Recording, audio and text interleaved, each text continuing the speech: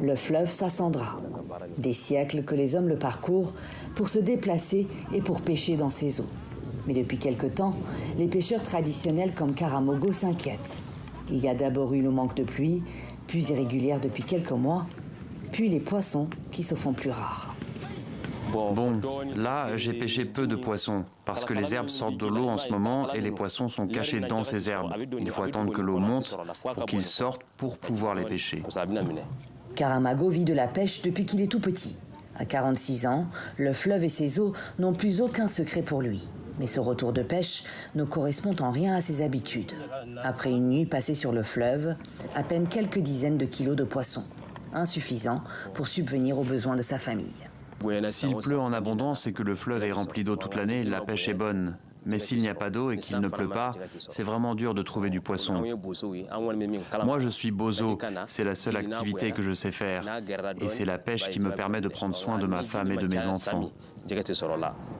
Si le poisson vient à manquer, c'est à cause de la baisse du niveau des eaux. Le fleuve se tarit à vue d'œil. Impossible pour les poissons de s'y reproduire comme avant. Un phénomène qui affecte toute la filière pêche à Guessabo.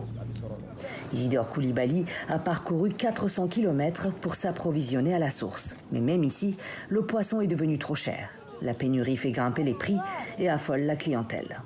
Ça agit beaucoup au niveau d'Abidjan, parce qu'aujourd'hui, là, c'est un pot de différents pays. Voilà, c'est-à-dire que normalement, pour nous-mêmes ici, les poissons d'eau douce sont devenus un peu plus chers que les importations. À l'embarcadère où l'on décharge et réceptionne la pêche du jour, les revendeuses ne voient passer que de petites prises et peu de clients.